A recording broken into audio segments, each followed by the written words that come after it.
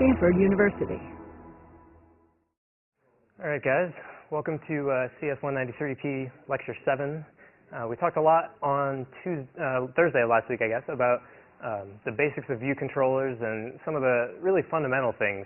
So today we're going to get into some of the more interesting ways that you can actually take advantage of UI view controller and some of the other classes that UIKit provides that you can combine with your own view controller subclasses to really start creating more full-featured applications.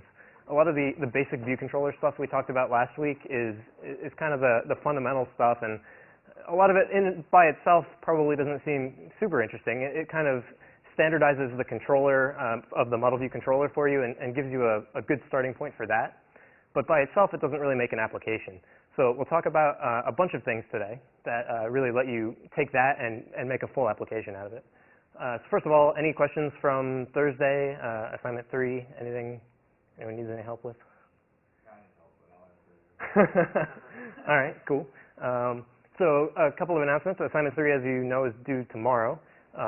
And we'll be putting out Paparazzi 1. It's assignment 4. It's the first part. Al mentioned it in lecture 1. We didn't really talk too much about it yet. We're going to see some bits about it today, a couple of screenshots of what we're going to be trying to build. The basic idea is it's going to be an application to view a bunch of photos. It'll pull them down off the internet and store them locally in a core data database and plot them on maps. So we'll be doing that over the course of the next 4 weeks, and we'll be starting in the assignment this week, Paparazzi 1, which we'll talk about a little bit later. So yeah, what we're going to get over today. We're going to start with navigation controllers. Navigation controller is a subclass of UI view controller. It's provided by UIKit, and it implements the basic flow of a lot of the applications that are already on the iPhone that come with the iPhone itself. The mail application, the contacts application, a lot of these things use the basic UI navigation controller data flow. And the idea here is pretty much that you've got a collection of view controllers that sort of make a big stack of view controllers that your user navigates through in order to view different parts of your application. So in Mail, for example, you've got a first view controller that has your mailboxes, a second one that has the content of a particular mailbox, and then a final one that has the actual content of a particular message. And you can use each of those separate screens of information. We talked about the concept of kind of a screen full of information being what you'd use a view controller for last week.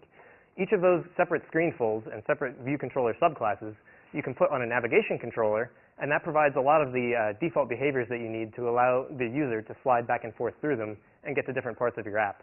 So we'll talk about how you use that to do that. And we'll talk about a bit about the application data flow between those separate view controllers. As you're pushing new ones onto this navigation stack and your users migrating through parts of your application, you'll need to get data from one to another. And we'll talk about the basic design patterns and the way we usually go about doing that. We'll talk about customizing navigation. There's a couple properties on view controller that let you change the way things appear on screen and the way the navigation controller presents them. We'll talk about how you can use that. And we'll end up with tab bars, which is provided by UI tab bar controller. It's a separate subclass of UI view controller provided by UIKit. And it basically manages the other major type of application flow that we have on the iPhone, which is this concept of a tab bar at the bottom of the screen that lets the user tap between multiple different discrete types of information. They're not really a hierarchy, but side-by-side separate pieces of your application. And then we'll talk about how you combine those two things together to have a tabbed application with different sections that has navigation within each of those sections. So first off, we'll start out with navigation controllers. This is a pretty exciting topic, and there's actually a lot that you can do with this. A lot of the default application styles and the applications that ship on the phone use this exact technique, and the entire application is built around it. So it's a pretty fundamental building block for a lot of things on the iPhone. So as we can see on the left here, we've got the contacts application, which is basically a navigation controller application that lets you slide through multiple screens. The first one that we see here is the all contacts. It shows you all the contacts. Your user would tap on one, and then that would slide out, and a page, another view controller full of information about that particular contact would slide in. So it's basically a stack of view controllers, like we just said. It manages this stack for you. You push view controllers on, and they go onto the stack and appear on the top. As you push another one, it goes off, and it's off screen. The navigation controller still knows about it, and now the new one is pushed on and becomes visible. As the user taps the back button up at the top there, that one slides off, it pops off the stack, and the previous one that was there becomes visible. So you get the navigation controller, and it's got its array of view controllers. It manages that navigation bar up at the top for you. It handles putting the title up in there. It handles putting the back button up there that you see on the left. As you're sliding through navigation controllers, it updates the navigation bar for you. For the most part, you're not really going to have to touch the navigation bar directly. The navigation bar in this case, well, actually navigation bar in general, it's a subclass of UI view. So you can get it and deal with it like a UI view. But if you're using a UI navigation controller, you usually don't have to do that. It handles most of the specifics of positioning it and sizing it, and handles all that for you. So let's take a quick look at how this all fits together, but we're going to switch over to Mail now from the address book, because there's actually one other piece that Mail uses from navigation controller, which address book doesn't, and that's the toolbar that you see at the bottom. This is actually new in iPhone OS 3.0, so if you're dealing with iPhone OS 2.0, this feature is not available. But in 3.0 and later, we have this support in navigation controller for managing a contextual toolbar that you see at the bottom. And we'll talk about how you'd use that a bit later, but basically, your navigation, the top view controller defines what's in the toolbar. So what's the top view controller? In this case, it's everything in the middle. Between the navigation bar at the top and the toolbar at the bottom is the view from your view controller. This is where things become pretty interesting, and it's really important that you set up this is where the structs and springs that we talked about become really interesting. In Interface Builder, the default size of a view controller's view is 320 by 480, so it's actually the full screen size. It actually may be 300 by 480 to take into account the status bar at the top. But in any case, it's much bigger than the available space on the screen when you're presenting inside of a navigation controller, because you lose 44 pixels at the top to the navigation bar and another 44 at the bottom potentially to the toolbar if you have one. If you set up all your structs and springs in Interface Builder correctly, when your navigation controller takes this top view controller and puts it in here and makes it shorter, everything will relay out and resize down to the new size so it all fits. If you haven't set up your struts and springs in Interface Builder, then things might overlap the nav bar or the toolbar at the bottom, so you might have stuff get cropped and things wouldn't quite fit right. So you want to make sure that's all set up, and then everything just will happen for you. When the navigation controller presents the view controller, it'll size it down, everything will relay out, and it'll all fit great. So that's the top view controller. At the top, we've got the view controller's title. We'll talk more about this later, but every view controller has a string property that is its title. Navigation controller displays that in the navigation bar for you. On the left is the back button. The title that's in the back button is actually the title for the previous view controller on the stack. So it's not the current, it's in no way related to the current view controller, it's actually the previous view controller. So if you push two view controllers, the title of the one that you just pushed off goes into the back button. And then at the bottom, as we said, we've got the toolbar from the top view controller. We'll talk more about this later too, but basically you have an array of items that appear in a toolbar. You don't create a toolbar directly, you create an array of items that go in a toolbar. And the top view controller has this property that you can assign that array to, which defines the items for the toolbar. Navigation controller will put them in a toolbar at the bottom for you when it's the top thing on the navigation stack.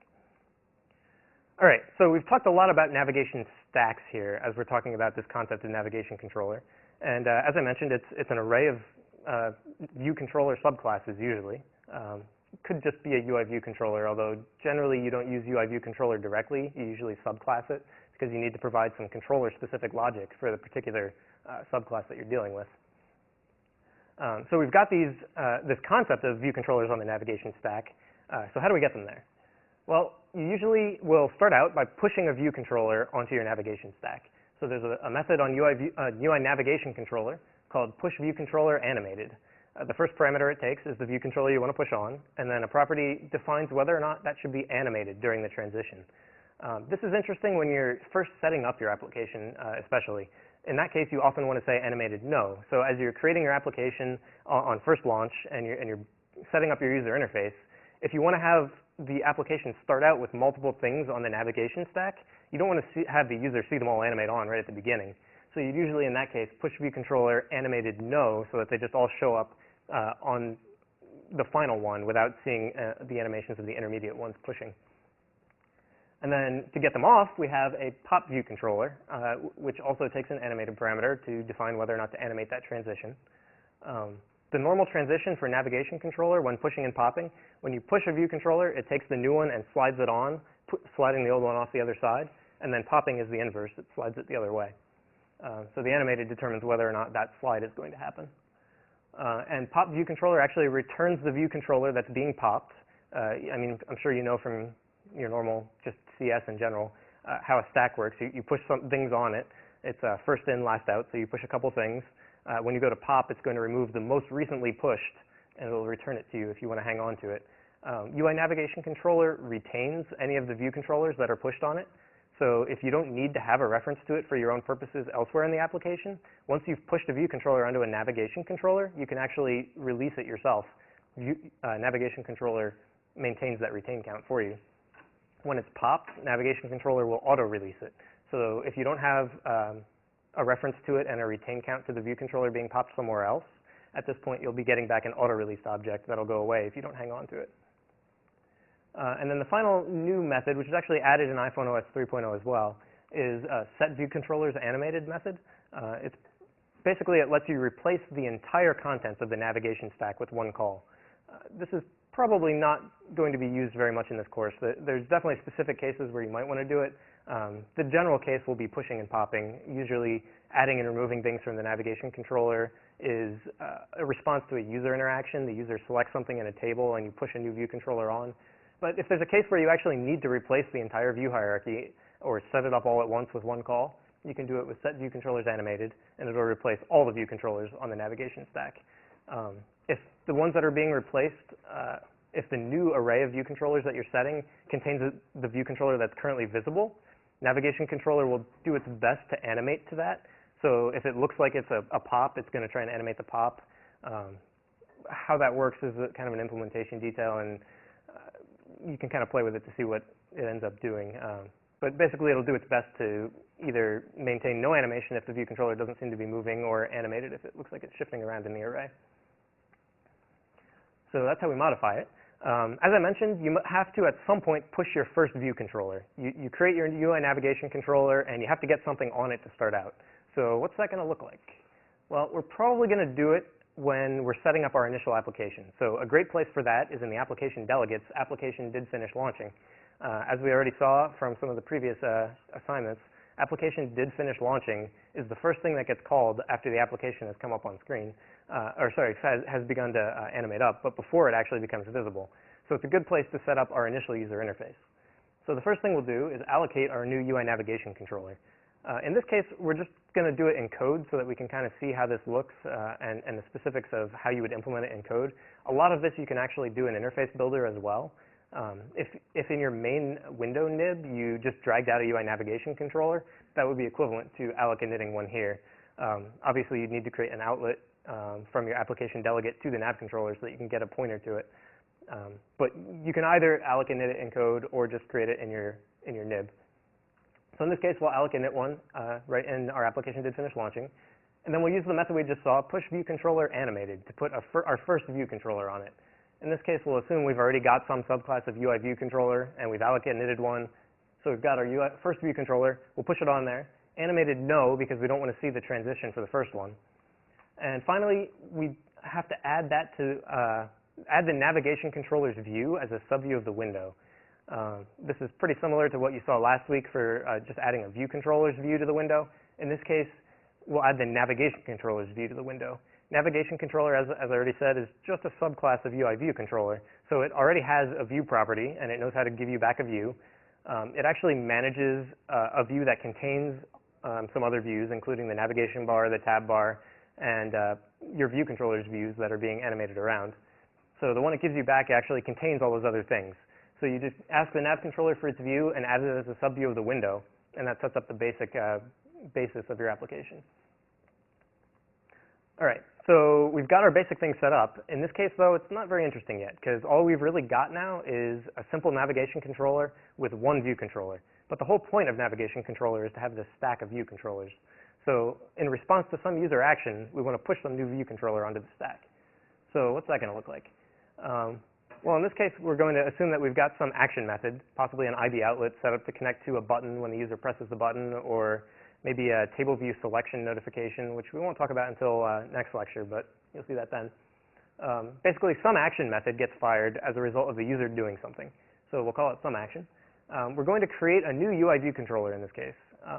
We'll get it from however you wanted to get it, probably allocate a new view controller instance. We're going to call self.navigation controller push view controller animated. Now there's a couple of assumptions here and a bit of things that are happening for us. So the first assumption is that some action is a method implemented on our first view controller, the one that we just pushed at the beginning, our first view controller, the first thing that's the first view controller in the navigation stack. So because of that, we're going to call self, and self.navigation controller, you can ask any view controller for its navigation controller. And if it's in a navigation controller, it'll give you back that navigation controller. So this is our first view controller. It's already in a navigation controller. So self.navigation controller returns the pointer to that view controller, that navigation controller. So we get our first navigation controller and call push view controller animated. In this case, we're going to call animated yes because we want it to push the previous one off and slide the new one on in an animated fashion.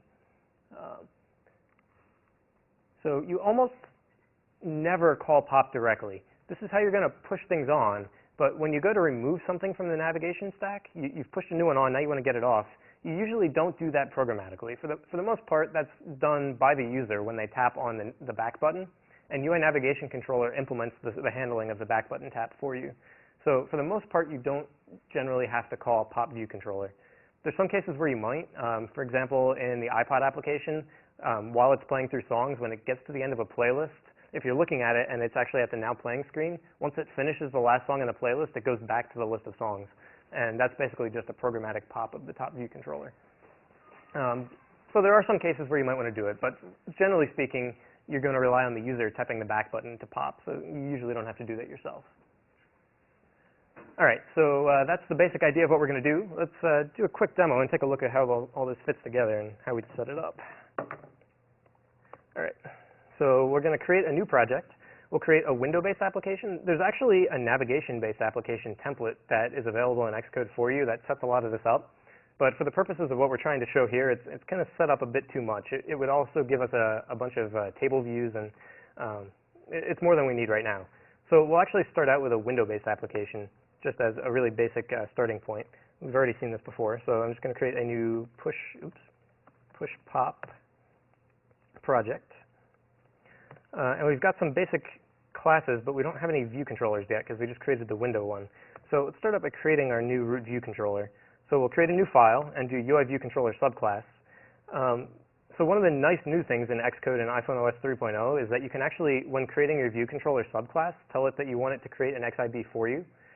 Previously, you actually had to do that as a separate step and then connect a bunch of things in Interface Builder to get it all set up. We're just going to check the box here that we want an XIB. So it's going to create the new XIB for us and set up our files owner and the first view outlet for us, so we don't have to do that part. So we'll do that, and we'll just call it first view controller. And we've got our XIB. It created it for us. So let's take a look at that real quick. So it's got a couple of things created, as I said. We've got our files owner is already set to be the first view controller class that we created. That's the class identity is first view controller. And it already knows that the view outlet of that class should be connected to this view here. So if we had created the XIB ourselves, we would have had to set those two things up manually. It already did that for us, so we don't have to do that. So let's take a look at the view. This is going to be the first view controller. It's the first thing we're going to put on our navigation stack. So in this case, we need it to have some kind of interface element so that we can interact with it and get it to push another view controller. So we'll just drag out a new button and call it push another. Just put that in the center there. Let's go back to Xcode for a second and set up our action method so that we can actually connect that button so that something will happen when we click it. So we need IB action here. Has everyone figured out what IB action is at this point? Does everyone know what that is? Anyone know what that is? Nope. Yeah, so IB action is actually void. If you command double click on it, you get to the header which defines it. It's actually just void. It's a special keyword that IB looks for when it's parsing your header file to figure out what methods you want it to use to show that you can connect things to. So when it compiles, it's actually just a void return because those action methods don't return a value. And actually, you can see here IB outlet is also defined. It's actually defined away to be nothing. It's just a keyword, again, that IB looks for. So let's go back to our header here. We have, we're going to define our action method, push view controller. And we'll define sender. And we'll copy that into our header, or else we're going to have some crashes when we start calling things. Or sorry, into our implementation file. I'm not going to implement it just yet. So now we can go back to Interface Builder, and if I can see everything here, we can control drag from that push button up to our file's owner, which is that view controller, and just connect it to push view controller. All right, so we've got that set up. Now we can go back to our application delegate. And we actually need to now import the header file for that new view controller we just created. So we'll pound import firstViewController.h. And now we'll go down to our application did finish launching and actually set up this stuff we just talked about. So the first thing we have to do is create our UI navigation controller. We're actually going to have to hold on to the instance of it, because if we didn't hang on to the UI navigation controller, since it's the root view controller, if we just released it, it would actually go away, and then everything would be broken. So we'll add an IVAR to our application delegate header for that UI navigation controller that we're about to create. And then an application did finish launching, we'll allocate it. And init. Now we also need to deallocate it, so we'll be good with our memory management. So we'll go to dealloc, and when we're ending our application, we're going to nav controller dealloc. Just make sure we keep everything in sync and cleaned up there. And as I mentioned, we have to add it to the window. So we'll call window add subview navcontroller.view. I added an extra guy in there. So that by itself, we've created this other view controller. Oops. What did I do? You have a vertical height character. Oh, where did that come from? Nice. Is it over here? No. All right, so that by itself, we haven't actually created our first view controller yet. So if we build and run it, we get something that's actually pretty boring. It's really, well, let's rotate it so we can kind of see it. It's really just our navigation controller with no content, because we haven't pushed anything onto it yet. So we want to make sure we do that. So let's go ahead and allocate our new first view controller that we're going to push onto the navigation controller.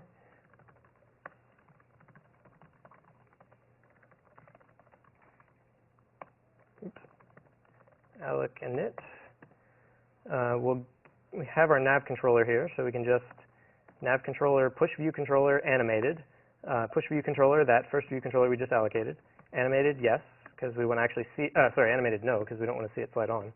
And now we don't need a pointer to that anymore, because we're not going to change any properties on it, so we don't have to save it. The navigation controller, now that it's been pushed on there, is retaining it. So we can just first view controller release. Now we've cleaned up our reference to that memory, and we don't need it anymore, but it's still going to stick around, because it'll be on the nav stack. So now when we run, oops, we actually see it on there. We've got our nav bar that the nav controller created, and the root view controller is this push button. So not too interesting yet. We're still just displaying one thing. So let's allocate, or let's create one more class, a new view controller subclass. Call it second view controller. And we'll open up its interface builder document, and we'll just add some text to it. Let's add a label. Having trouble on this little screen here.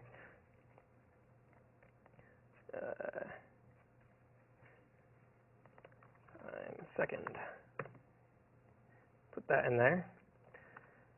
And now we'll go back to our implementation of first view controller. So we need to import our header for the second view controller, because we're about to allocate one of those. And now we'll implement that action method that we just defined in IB on first view controller. And the implementation of that is going to allocate the second view controller and push onto it, push it onto the navigation stack. So we've got our second view controller. Second view controller, we're going to alloc init it. We're going to get our navigation controller. So we're already on the navigation stack, so we can call self.navigation controller. And we're going to push view controller on that. We'll push the second view controller we just allocated. Animated yes this time, because it's in response to user action. We're going to actually want to see it slide on. And again, we don't need to keep a reference to it. So oops, second view controller, oh, not dealloc, release. Did I call dealloc in the first one? Why choose dealloc and not release?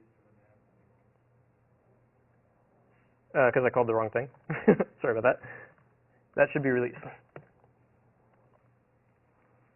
Yeah, never called the alloc, despite what I may have just done there. All right, sorry, let's go back and make sure I didn't screw that one up on the second one here.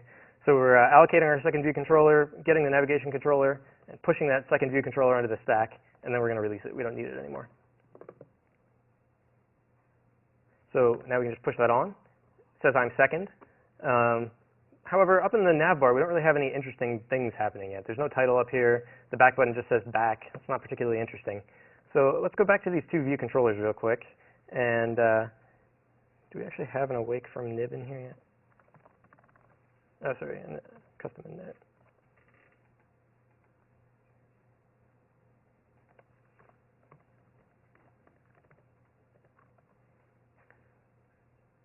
All right, so let's add this here. When we allocate our navigation controller, we've allocated second view controller. Let's give it a name. As I mentioned, view controller actually has a name property. So let's go second view controller dot, sorry, a title property. Call the second one second. And then back in the application delegate where we allocated the first one, let's give that one a title 2. Oops. We allocate it. Let's call the first one first. And I called that one second there. First view controller. All right, so now when we run it, we actually get some stuff up in the nav bar. The first one gets its title is shown up there. When we push the second one, the title swaps out for second, and the title of the first one goes into the back button. So the back button now says first. And we can just go back and forth between those. As we pop the second one, its memory goes away because the navigation controller releases its reference to it. So all our memory management is good. We're not calling the alloc anymore, we're calling release. And so we're good to go.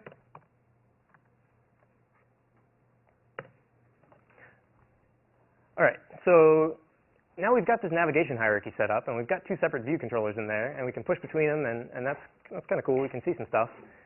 But in a real application, usually the second view controller needs to know something about the first view controller's data. In some way, you need to tell that second view controller what the user tapped on. If you had a list of elements in a table view, you'd have to tell the second view controller which piece of detail information to display. There's a couple of ways you could do that, but we'll talk about this way that we usually do this in our applications on the iPhone. An example of what we're going to be doing that is going to actually need this is the paparazzi application that we're going to be building over the next 4 weeks. So this is kind of the first time we're seeing what this is going to look like. Basically, on the left-hand side, we're going to have our root view controller and our navigation stack is going to be a basic thing that shows you a list of users. In this case, we've got Al and myself. When you tap on the view button for one of those guys, we'll slide in a new view controller that contains the list of photos that that user has. So in this case, I've got 2 photos in there. And you actually wouldn't want to have separate subclasses for both Al and Josh. You don't need an Al view controller and a Josh view controller. You really just want one view controller subclass that represents a list of photos, like a photo list view controller. And you want to tell that view controller whose photos to display. Or maybe even more generally, which photos to display. The specific case of it being whose could be logic in the first view controller. So we'll talk about how that would work. And then finally, we've got actually a final view controller that's off screen here, can't quite see, which displays the full photo at full size. And so we'll push that on after we tap the view button in the second view controller, and we'll need to tell it which photo to display. These photos actually, Al is a big fan of Flickr, so we've got some good photos thanks to Flickr there, the guys who posted these photos, for letting us borrow them. All right, so this is the basic idea that we've got. We've got our list controller, which is going to get another list controller that the first list will show the list of contacts. Second list is going to show the list of photos for that contact. And then finally, a detail controller, which shows the details, the actual image. We can sort of simplify this for the general case of just a list and a detail. So we'll take a look closer at that. All right, so how are we going to connect these things? There's a couple of ways you might do this. Oops, hang on. So you might start out thinking, well, I can just have a big global variable and shove the current application state into the global variable, and all the view controllers can look at that global variable, and they all know where everything is. They all share the data. That could work, and it's kind of an easy way to do it, but it's not very reusable. It's not very maintainable. Once your application knows everything about it, you end up with this huge twisted mess of all the different pieces your application have to know about everything else. And it totally breaks the encapsulation of the model view controller design. And it makes it a lot more difficult to debug and test. So we kind of want to avoid that. We really don't want to go there. So you might think, well, all right, then let's have the application delegate be this intermediate, and we can have the application delegate know everything. We can get that from everywhere. We can call UI application, shared application delegate, and get the delegate. So we'll just shove all the state into there. But that's pretty much the same as having a big global variable. It's really no better. It's effectively the exact same thing. So we really don't want to do that. We want to avoid that pattern as well. So all right, how are we actually going to do it? What do we want to do? So we need to figure out exactly what information needs to be communicated between these view controllers, and then just come up with a way to pass just the information we need between them. So for the case of the detail controller, we need to define the input parameters, the things that it needs to know about, and we'll have the first view controller, when it creates it, set those parameters on the detail. So it'll look a lot like this. List controller creates that data object and passes it to the detail controller through the parameter that we've defined to represent the data it needs to know about. Then sometimes you actually need to be able to communicate backwards the other way. If the user has actually entered some information on the detail controller to actually change their title or change some state about the data, the detail controller may need to communicate that back to the list controller to tell it that this change happened. And we talked a bit about how you might do this earlier. Probably in lecture 2 or 3, I think, when we talked about protocols and delegates. So in this case, you might want to define a delegate protocol that your detail controller can offer for your list controller to conform to. And you can basically define a bunch of methods that the detail controller would call on its delegate when particular changes happen. So the list controller doesn't have to be quite as tightly tied, and you don't have an intermediate bit of global data involved in that. So that would look kind of something like this. You'd basically have the list controller telling the detail controller that it cares, and it would do that by setting the delegate, or setting itself as the delegate of the detail controller when it pushes it onto the nap stack. As a result of having done that, when something in the detail controller changes that the delegate would need to know about, the detail controller would just tell its delegate, not necessarily knowing that it's specifically this list controller, just that it's its delegate, about the thing that changed. So it gets its changes and it'll send them back. And they communicate directly. It's kind of loosely coupled. There's no direct hard coding of these two things, these two objects know specifically about each other. It's just that there's this delegate protocol and there's some properties that are being set.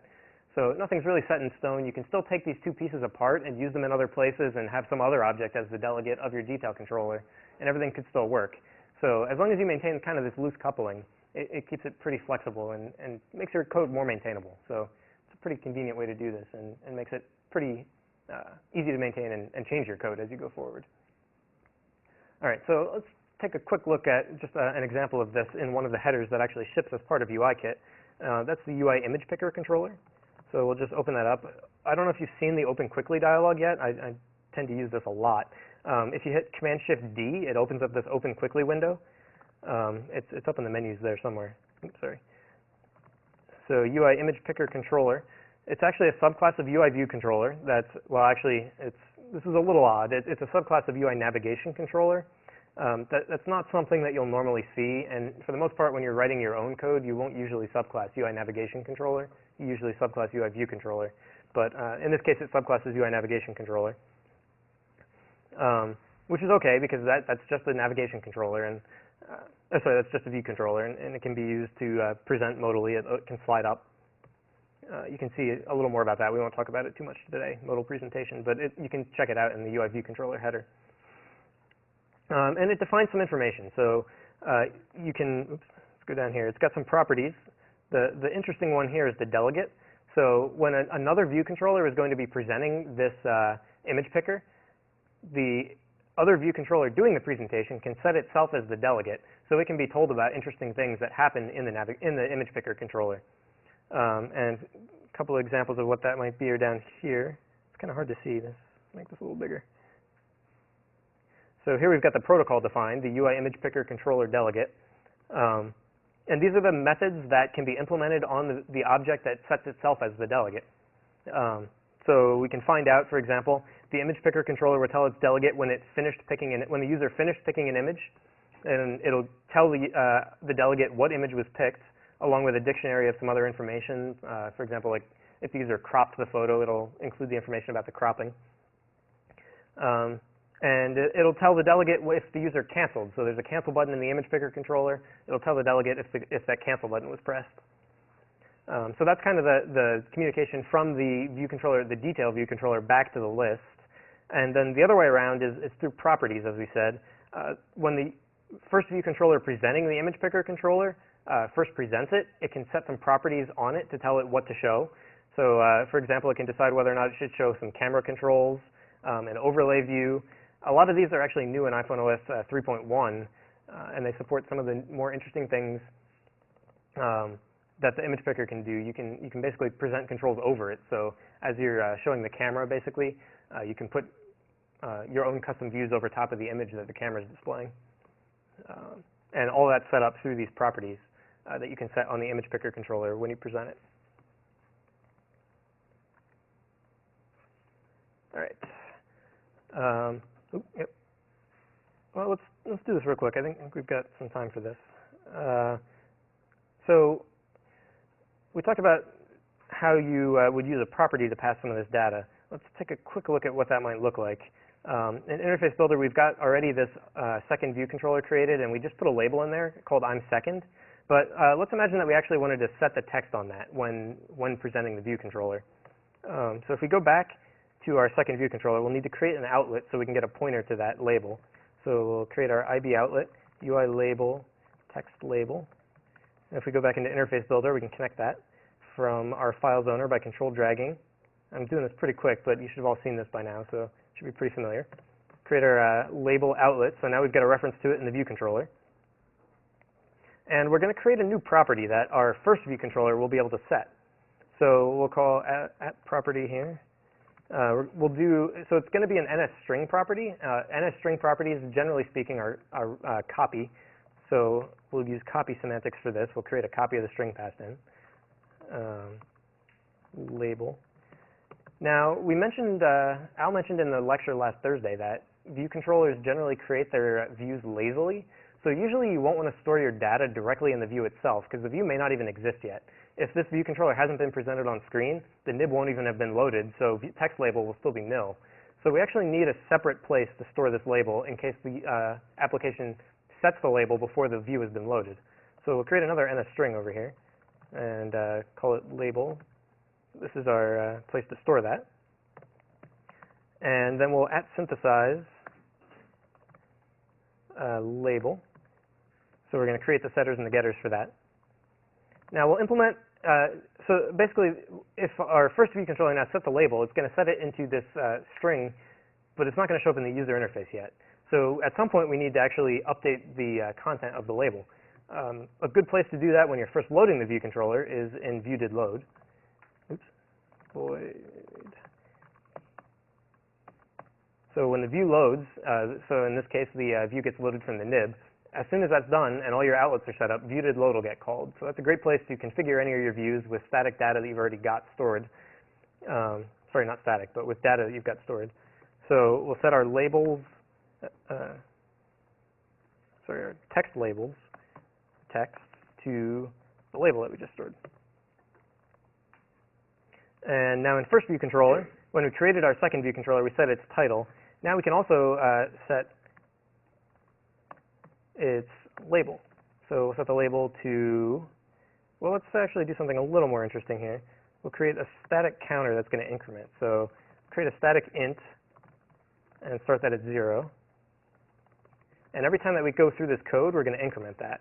So since it's static, it's going to keep its value through multiple passes. So it'll go up every time we come through. And we'll set the label text to NSString, string with format, pushed count. And actually, let's start count at 1. And, oops, sorry, got to pass count in there. All right, so now if we run this, every time we go through and push a new view controller, we're going to be setting the value of that string to pushed 1, and we'll be setting it on the text when that view controller's view gets loaded. So if we push again, now it's pushed 2.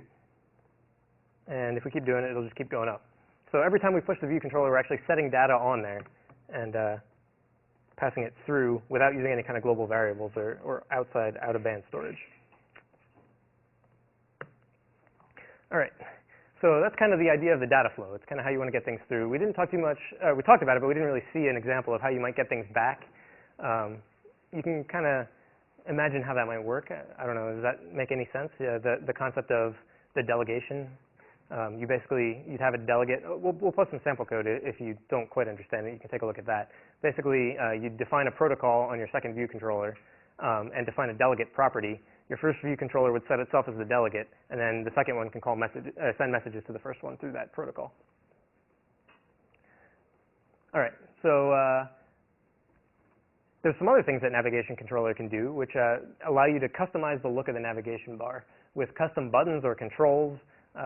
So we've already seen that you can set the title, and you can use the title to set the title of the back button. But some of our applications also use separate buttons that are up there. This example on the right of the phone application actually has a separate control in the middle instead of a title. It has a segmented control that lets you toggle between all calls and missed calls. And then another button up on the right with a separate title that the user can press to perform some action. Generally, the things that you're going to put up in the navigation bar are usually some kind of control that operates on the entire bit of data that's shown on the entire screen. So in this case, the clear button would clear everything that you see there. In the case of world clock, the edit button puts the table view into editing mode, so it modifies the state of the entire view. Usually it's something that affects everything that you see. All right, so let's take a look at how you might do that. There's actually another class that we haven't talked about called UI navigation item. And every view controller has a UI navigation item. Now, UI navigation item defines a few things. It defines a title, a left button, a right button, and potentially a center view, among some other things that you can see in the header, but we're just going to talk about those things for now. Lets you set a string for the title, and another class called UI bar button item, which you can use to define the appearance of buttons for the left and right side.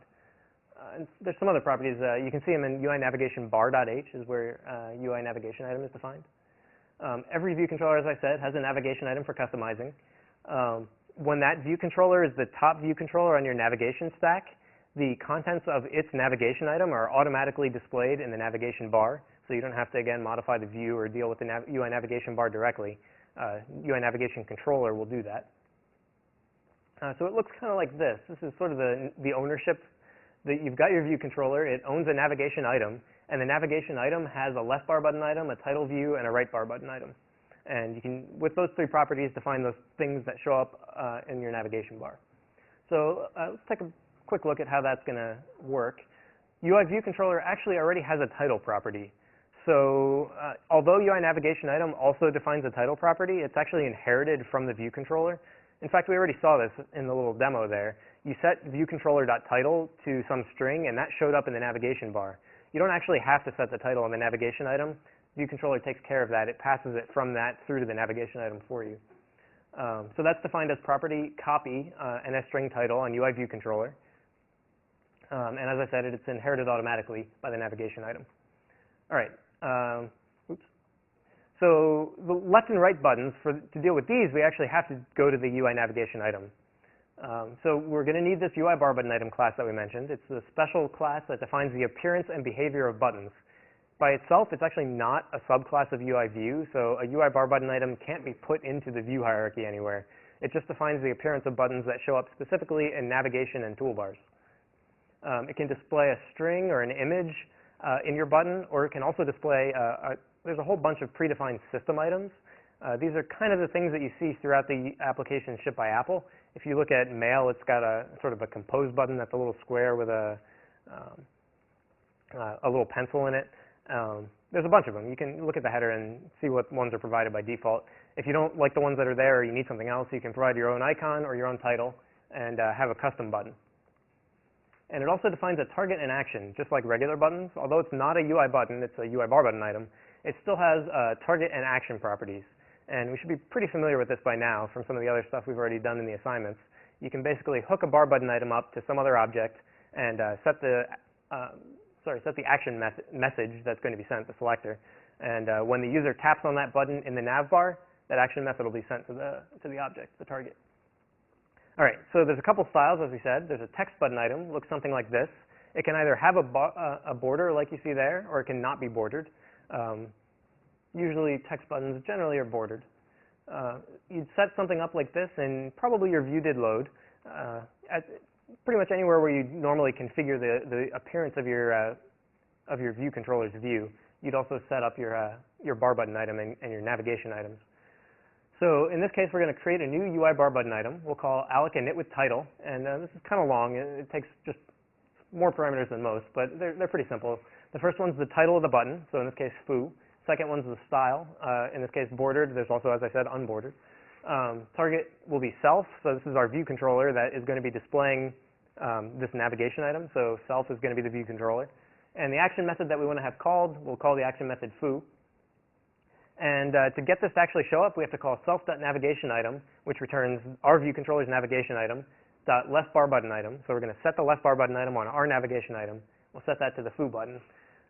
UI navigation item actually retains the bar button item that we pass in. So after we're done setting it, we can just call foo button release, and it's now in our navigation item. When we're on the top of the navigation stack, navigation controller will automatically put that in the nav bar for us. Second, we've got the system bar button items. So that's what we just saw there was text if we wanted to put a string in a button. Here's some of the standard ones. For in this case, we've got the plus button. It's just a standard button that usually means add something. I think it's actually called add. So in this case, we're going to allocate a new UI bar button item, and we'll use a different initializer in this case. So we'll call it init with bar button system item. It's kind of a odd name, but yeah, init with bar button system item. UI bar button system item add. And you're going to see this pattern a lot throughout UIKit, and actually quite a few of the other frameworks as well. Basically, all of the UI bar button system items start out with the text UI bar button system item and then end with some custom thing.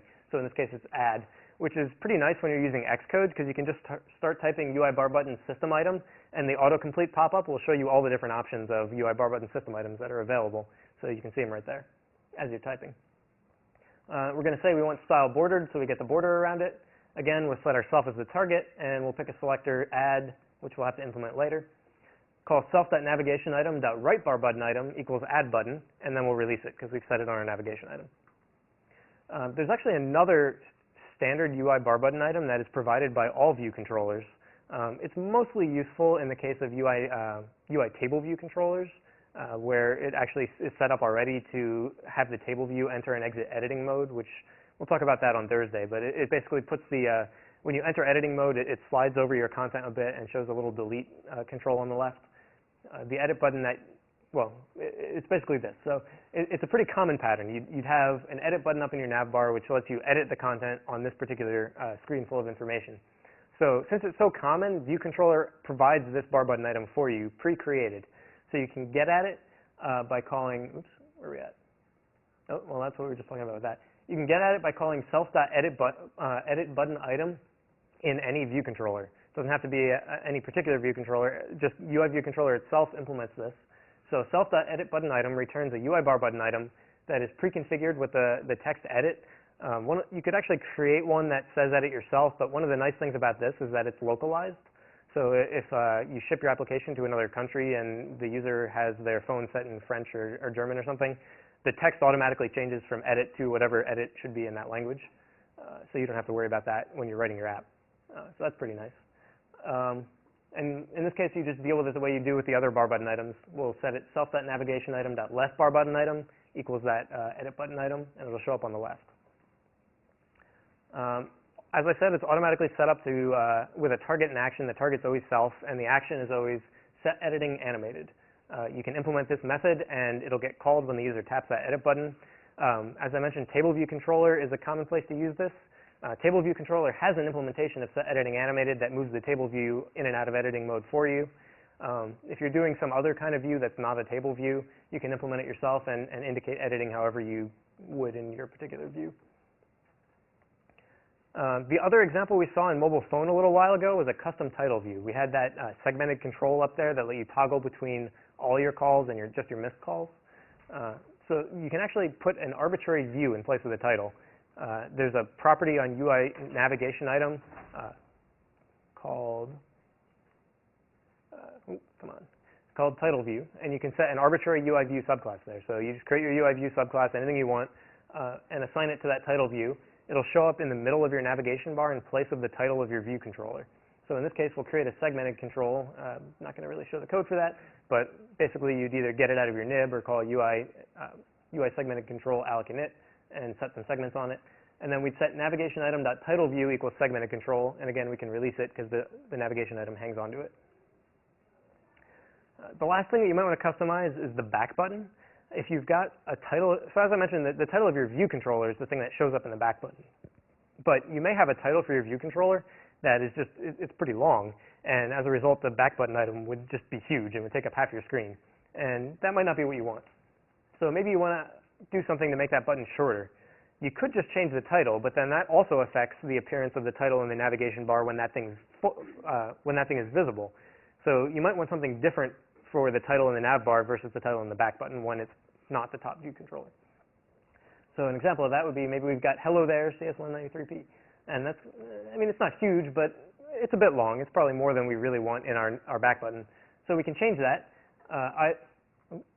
by creating a new UI bar button item with a different title and setting it as the back button item on our navigation item. This is used only for the back button, not when the view controller is visible. It's a little odd. Just have to remember that the thing that's displayed as the title in the top center of your view controller is the title of the visible view controller. The thing that's displayed in the back button is either the title or the back button item for the previous view controller in the navigation stack. It's not the thing that's frontmost. So if you set your back button item, you don't want to set it on what's currently visible. You want to set it on what was visible.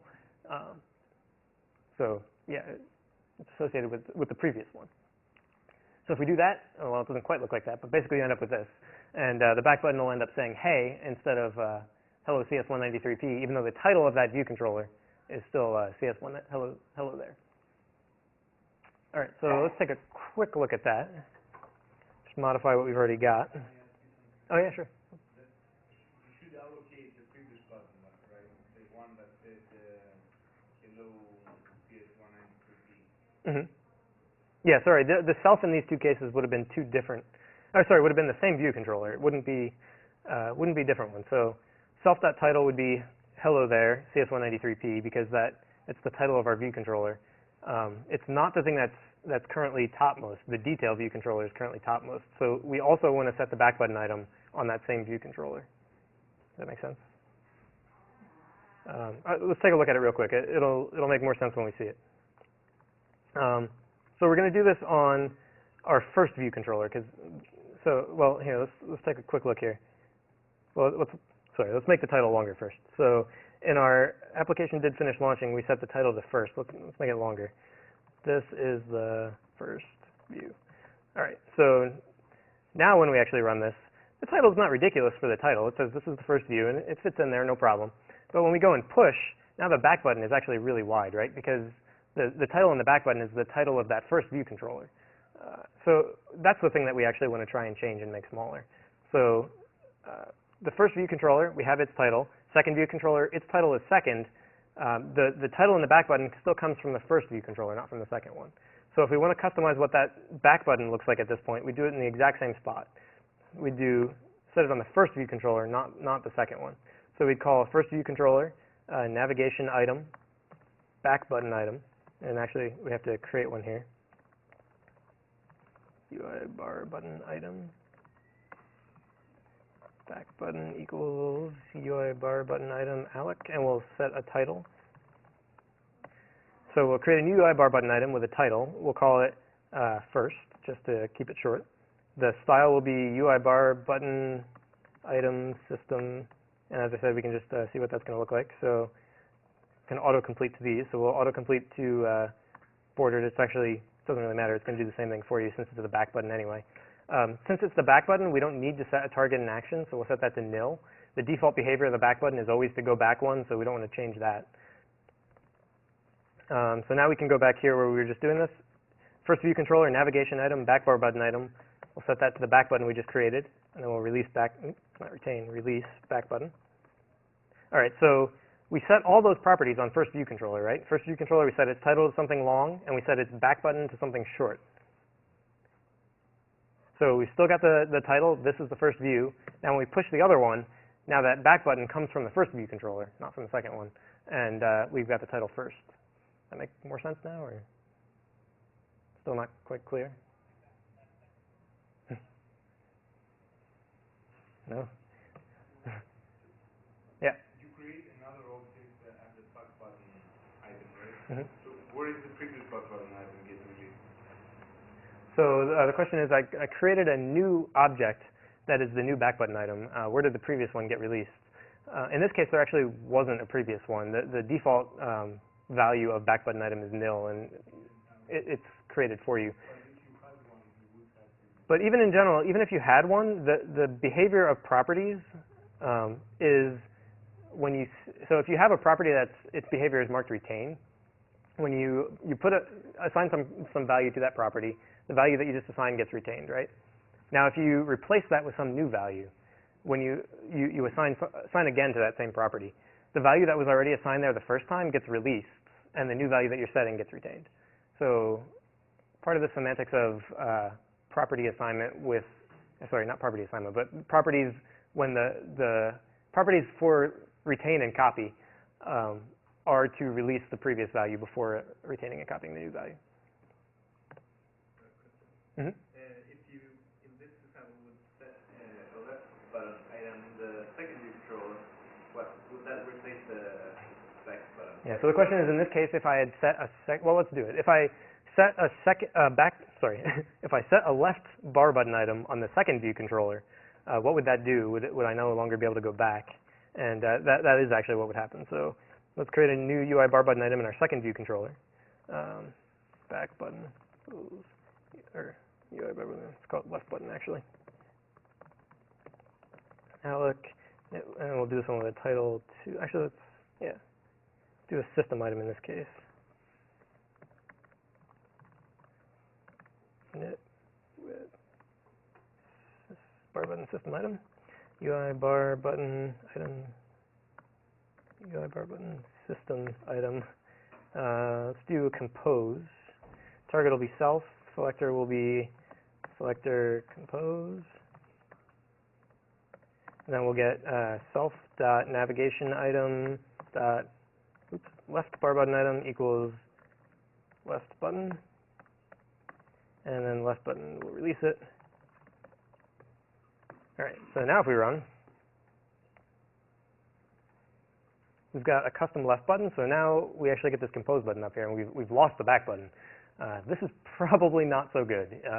In the case of dealing with navigation controllers and navigation stacks like this, you really don't want to replace the back button because that's the standard system behavior. Everyone expects that as they're working through a navigation hierarchy, that they can go up to the thing on the left and tap it, and that'll take them back one. You can replace it. Generally, probably don't want to. Oops, we just crashed because I clicked it and we never actually implemented that method. So I'm sure you've seen this by now. The second view controller compose unrecognized selector sent to instance. We didn't actually implement compose, so when we tapped it, it just crashed. Right, so let's run that again. Right. So yeah, here's an example of what not to do and how to do it. So that's pretty much the deal with navigation controllers. Any other questions before we move on? All right, where are we with time? All right, so tab bar controllers are the next thing we want to talk about.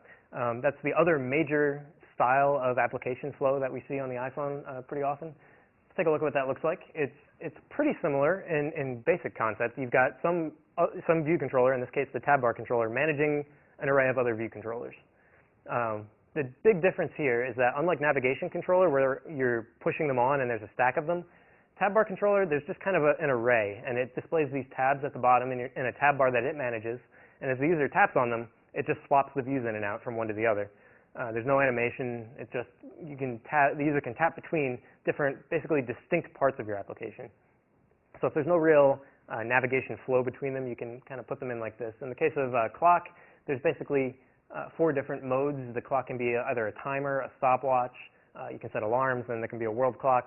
And the user can just tap between those and go between the different modes by tapping a single button. And tab bar controller manages all that for us. So yeah, what do the pieces look like here? Basically, it's actually pretty simple. The top part is your view controller's view. It's again resized up to take into account the space needed at the bottom for the tab bar, and display it up there at the top. And then at the bottom is the tab bar itself, which UI tab bar controller manages. Again, you're usually not going to touch that directly. It is a view subclass, and you could get it and use it, but generally you just let tab bar controller manage it. You don't really have to deal with the tab bar itself. Oh, sorry, one other thing there. The titles that you see down in the tab bar are actually, again, the title of the view controller. There's another item that you can set on a particular UI view controller, a tab bar item, and that defines the image that's used along with, again, the title, although it's also the view controller's title that goes in there. And you can set that just like you set the navigation item, set the property on that to get the image and the title to show up there. Also, like navigation item, there are a bunch of predefined system styles for the different icons that you might show in your tab bar. If you don't want to use one of those, you can bring your own art, and it actually colors it for you. So if you have your own image that you want to put down there, it pretty much just takes the alpha channel of your image and uses that as a mask. So when it's not selected, it shows it grayed out like that. And when the user taps on it and it becomes blue, it again just takes that same alpha channel and uses it as a mask to draw blue. So you only need one image, and it can draw all those different appearances. All right, so how do we set one up? We actually still create a new one the same way we did before. Yeah, so usually you'll do the same basic thing that you did with navigation controller. You'll create your tab bar controller, and your application did finish launching, or in your nib, you can do it there as well. So in this case, we'll alloc init our new tab bar controller. We're going to set the array of view controllers to some NS array of other view controllers. So we've got our my view controllers array. We created it certainly programmatically. You could actually have set this all up in IB as well, but in this case, we'll assume we created our array of my view controllers in code, and then assign it to tabbarcontroller.viewControllers. And finally, the same thing we did with nav controller. This is a subclass of view controller. We'll call window add subview tabbarcontroller.view. Get that to show up on the screen. As I said, the view controllers can define their appearance in the tab bar. They're going to use that UI tab bar item that we just talked about. It'll have a title and an image, or it can be one of the system items. Each view controller comes with a tab bar item for customizing. Just like the navigation item, you don't have to create it. You just call view controller, self.tabbar item, and it'll create one for you. And you can assign the properties to it. You can create them with a title and an image, which will give you that. You'll basically do UI tab bar item. I don't know why I just said that. I was clearly not correct about how that worked. UI tab bar item, you actually have to allocate one. UI tab bar item alloc init with title. I have to go back and fix that other one. Init with title playlists, and you give it the image, which we'll create with UI image. We'll get image named music.png. We'll assume we've got some music PNG as a resource in our bundle, so we can load it with UI image. You can actually set a tag on a particular tab bar item. This is maybe less commonly used, but basically it lets you identify it by looking at the tab bar item itself by number. And so we'll just call self.tabbar item equals item, and then release it because it's retained by the view controller. If you wanted to do a system item, these are some of the predefined ones that are provided by UIKit. Bookmarks is one of the examples of that. We'll do almost the exact same thing, except when we allocate our tab bar item, we'll call init with tab bar system item instead of init with title, and provide UI tab bar system item bookmarks in this case. It's going to give us that appearance up there of the little book with the text bookmarks. When you're using the system items, it also defines the text that shows up there. We'll set that like that. Actually, I think we're probably going to skip this today. We'll put up a sample code of what the tab bar controller looks like. And actually, after we talk about this, we may do something real quick. See how much time we have. All right, one other thing that tab bar controller does for you is provides this button at the bottom right, the more view controller. If you have an array of view controllers that you set on your tab bar controller, and it's more than can fit on screen at one time, so normally you can fit up to 5 like that, it'll replace the last one with the more button. And when you tap more, it'll create actually a whole table view for you and manages all this. You don't have to do anything extra. That shows the user the list of all the other view controllers that you've set on your array and lets them pick between those. And it even actually supports customizing it. So I think I've got a picture of that up here. We've got the more. When the user taps it, they see this list. And finally, they can actually customize the order. So there's an edit button at the top. If they click it, this new view slides up. It's got all the images of all the items that you've set on your tab bar controller array, and the user can drag them around and reorder them, put different ones down into the tab bar, and just basically change the order and what they see in their tab bar itself. And that's functionality that's entirely provided by UI tab bar controller. You just get that by using it. All right, so we've got these two separate things, tab bar controller and navigation controller. But there are applications and cases where you might actually want to combine them and use them both together at the same time. So let's take a look at what that might look like. So the application store is a good example of that, and another is the music player application. In both cases, actually, we've got a bunch of tabs at the bottom, and each of those tabs may actually contain a separate navigation hierarchy. So when people come and look at it, they often look at it the wrong way around the first time. Pretty often, it's pretty standard that we start reading things on screen from top to bottom. So the first thing someone comes to, they see the navigation bar and think, oh, I'm going to start out with a navigation controller. But that's actually backwards. You want to start out with the tab bar controller and put the navigation controller in the tab bar controller, because really every individual tab in your tab bar controller would have then a separate navigation hierarchy. Some of them may not even be navigation controllers, some may be something else. So that would look something like this. You'd have your tab bar controller, and it would have an array of 3 view controllers. The first 2 could be maybe navigation controllers, and the final one, some other custom subclass of UI view controller that's not a navigation controller at all. So when you tap on either of the first 2, you'd be seeing a navigation bar up at the top, managed by either of those navigation controllers. When the user taps on the third one in the tab bar, that navigation bar would obviously go away because the view controller being shown doesn't have one, and you just have whatever that view controller was. And then either of those 2 first navigation controllers, when the user would tap on their corresponding buttons in the tab bar, could have their own distinct navigation hierarchies. This is actually going to be pretty important for the the Paparazzi 1 assignment.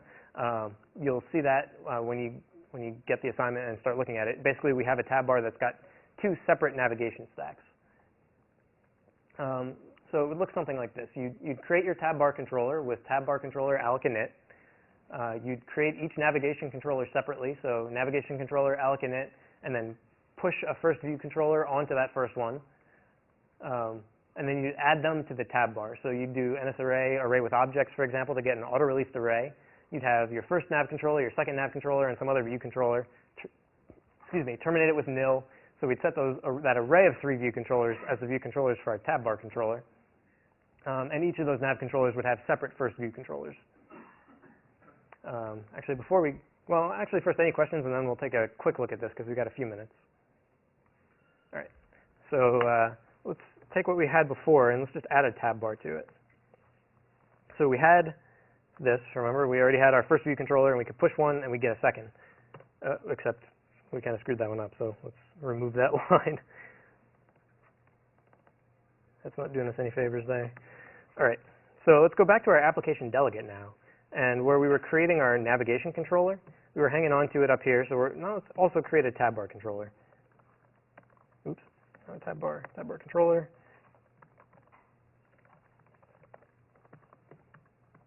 And we'll do this here. So we're going to allocate a new UI tab bar controller. Oops. And we're going to want to release it in dealloc again, so we make sure that we're managing our memory. Oops. Geez, having some trouble with the keyboard. Not dealloc, we're going to call release, not dealloc. Let's create one more view controller. This isn't going to be particularly interesting. We'll just create an empty view controller, so we won't even subclass it.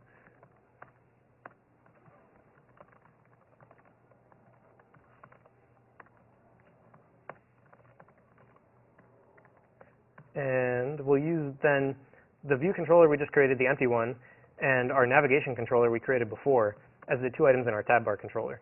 Oops. So we'll call tab bar controller dot view controllers equals NSArray. I don't need that. Array with objects. So we'll pass, first of all, we'll start out with that nav controller we had, so it's the first thing. And then we'll also add that view controller that we just created, terminate it with nil.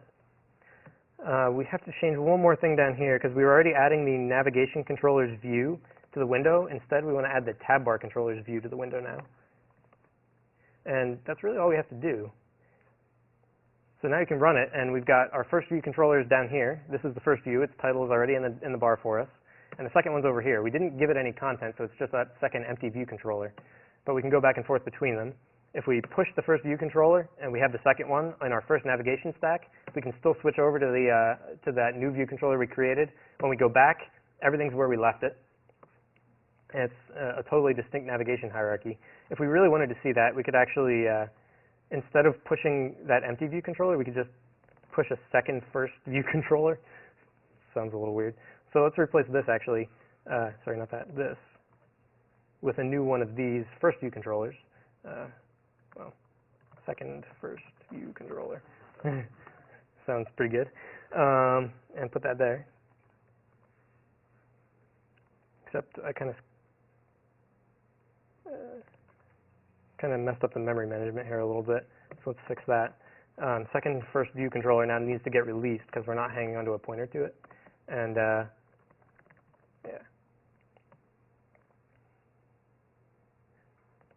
All right, so we've actually got, oh, right, I didn't set up a second navigation hierarchy. Let's stop at that because it's going to be a lot more code to start adding more navigation hierarchies.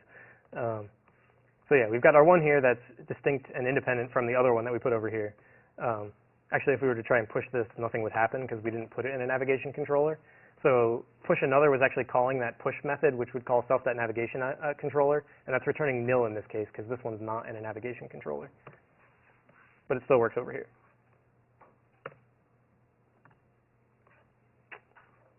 So yeah, that's about that. Questions? Otherwise, we're pretty much done. For more, please visit us at stanford.edu.